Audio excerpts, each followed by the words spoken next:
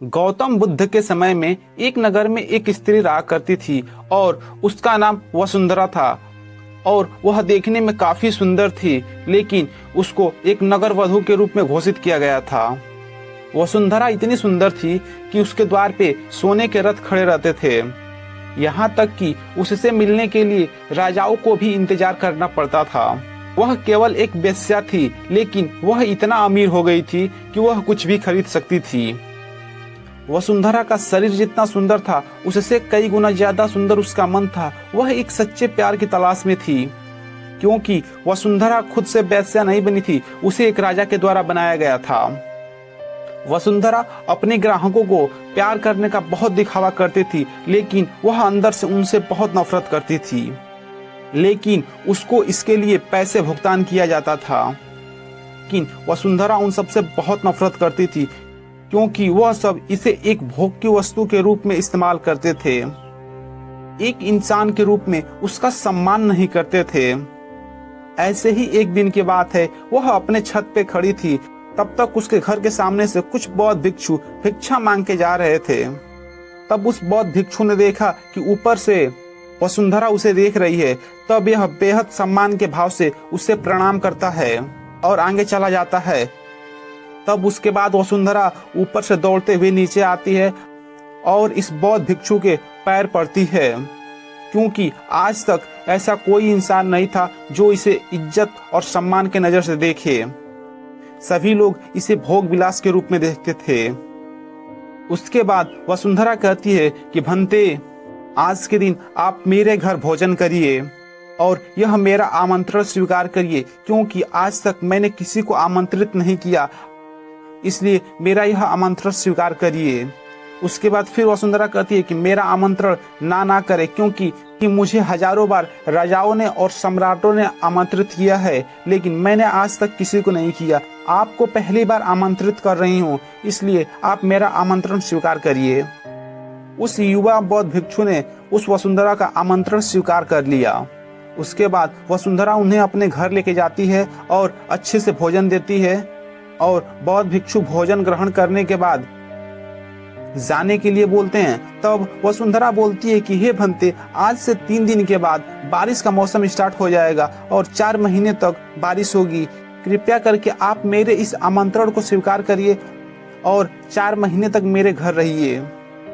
उसी के साथ यह भी बोलती है कि मैं किसी भी प्रकार के आपके ध्यान में बाधा नहीं बनूंगी। कृपया करके आप मेरा आमंत्रण स्वीकार करिए और 4 महीने मेरे यहाँ रहने की कृपा करिए, क्योंकि बौद्ध भिक्षु 8 महीने तक हर गांव घूम घूम कर बौद्ध धर्म का प्रचार करते हैं और 4 महीने वहीं रुक जाते हैं जहाँ पे उनको आश्रय मिल जाता है। यह बात सुनकर वह बौद्ध भिक्षु बोलता है कि माफ करिए देवी, मैं इसके बारे में स्वयं निर्णय नहीं ले सकता। मैं आपके प्रस्ताव के बारे में बुद्ध से पूछूंगा। अगर वह मुझे अनुमति देंगे तो मैं आपके महल में आश्रय जरूर करूंगा। इतना कहने के बाद वह बौद्ध भिक्षु वहां से चले आते हैं।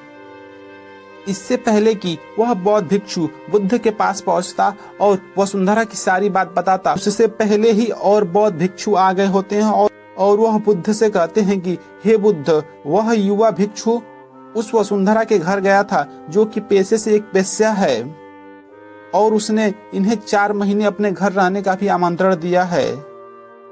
यह सही नहीं है बुद्ध, क्योंकि वह एक वेश्या है और किसी वेश्या के साथ एक बौद्ध भिक्षु 4 महीने रहे, यह सही नहीं है, क्योंकि हमारे संगति में भी यह गलत संदेश पहुंचेगा। तब बुद्ध बोलते हैं कि कृपया करके आप लोग शांत रहें और उस बौद्ध भिक्षु का आने का इंतजार करिए। थोड़ी देर बाद वह बौद्ध भिक्षु आता है। वह बुद्ध के पैर छूता है और वसुंधरा की सारी बातें बताता है कि बुद्ध, इस नगर की वसुंधरा नाम की एक महिला ने मुझे 4 महीने के लिए आमंत्रित किया है। मैंने उसके निमंत्रण का अभी तक कोई जवाब नहीं दिया है। मैंने उससे कहा है कि आप मुझे उसके घर रहने की आज्ञा देंगे तब मैं रहूंगा। अतः बुद्ध, आप जो कहेंगे मैं वही करूंगा। उस बौद्ध भिक्षु ने वसुंधरा को वेश्या शब्द न कहकर एक महिला का शब्द प्रयोग किया। उसके बाद बुद्ध उसकी आंखों में देखते हैं और कहते हैं कि तुम रह सकते हो। तभी एक बूढ़ा भिक्षु उठता है और बोलता है कि हे बुद्ध, यह युवा भिक्षु झूठ बोल रहा है। यह उस वेश्या को एक महिला शब्द से संबोधित किया, हालांकि वह एक महिला नहीं, वह एक वेश्या है। तब बुद्ध बोलते हैं कि मैं जानता हूं कि वह कौन है, लेकिन इस बौद्ध भिक्षु ने उसे वेश्या न कहकर एक महिला की नजर में देखा है और उसे एक महिला के शब्द में संबोधित किया। इसका अर्थ है कि इसके मन में उसके लिए सम्मान की भावना है, इसलिए मैं इसको वहां रहने की अनुमति देता हूँ। वहां बैठे हजारों शिष्यों को भरोसा नहीं हो रहा था कि बुद्ध ने एक युवा भिक्षु को एक वेश्या के घर रहने के लिए भेज दिया। अगले 4 दिनों के बाद वह युवा भिक्षु उस वसुंधरा के घर चला गया और उस युवा भिक्षु के जाते ही वहां पे बैठे और शिष्य उसके बारे में तरह तरह की बातें करने लगे। तभी बुद्ध ने सभी शिष्यों को शांत करते हुए बोलते हैं कि मुझे अपने शिष्य पे पूरा भरोसा है और मैंने उसके आंखों में देखा है, उसके आंखों में तनिक भी भोग की इच्छा नहीं थी। उस बौद्ध भिक्षु का ध्यान गहरा है तो वह उस वसुंधरा का हृदय परिवर्तन कर देगा। पर भिक्षु का ध्यान गहरा नहीं है तो वसुंधरा अपने शारीरिक आकर्षण से इस युवा भिक्षु को परिवर्तित कर देगी।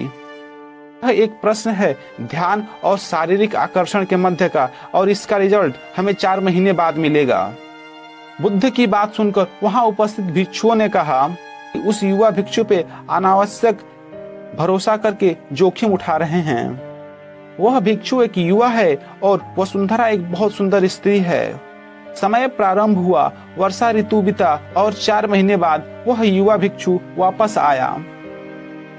आते ही उसने बुद्ध के पैर छुए और उस युवा भिक्षु के पीछे वह वसुंधरा भी आई थी। उस युवा भिक्षु ने उस वसुंधरा का बुद्ध से परिचय कराते हुए कहा कि बुद्ध, यही वह स्त्री है जिसका नाम वसुंधरा है और यह आपसे दीक्षित होना चाहती है और यह एक अनोखी महिला है। यह जितनी सुंदर है, इनका मन भी उससे कई गुना ज्यादा सुंदर है। उसके बाद वसुंधरा ने बुद्ध के पैर छुए और कहती है कि मैं पहली बार इस युवा बौद्ध भिक्षु को देखते ही मेरे मन में प्यार की उत्तेजना उठी, इसलिए मैंने इस युवा भिक्षु को अपने सौंदर्य से कई बार आकर्षित करने की सोची, लेकिन मैं हर बार असफल रही। इसके बजाय इस युवा भिक्षु ने मुझे ध्यान के प्रति जागरूक कर दिया और इन्होंने एहसास कराया कि वास्तविक जीवन भोग नहीं अपितु ध्यान है। इसलिए बुद्ध, मैं अपनी सारी संपत्ति इन भिक्षुओं को दान में देना चाहती हूँ और शेष जीवन ध्यान में बिताना चाहती हूँ। उसके बाद वसुंधरा बुद्ध के शिष्यों में पहली महिला हुई जिन्हें आत्मज्ञान की प्राप्ति हुई। उसके बाद बुद्ध अपने शिष्यों को बोलते हैं कि अगर तुम वेश्या से डरते हो तो उस डर का वेश्या से कोई मतलब नहीं है, बल्कि वह डर तुम्हारे बेसुध मन की उपज है, क्योंकि तुमने अपनी कामुकता को दबा दिया है और कामुक ऊर्जा को दबाया नहीं जा सकता, इसे केवल रूपांतरित किया जा सकता है।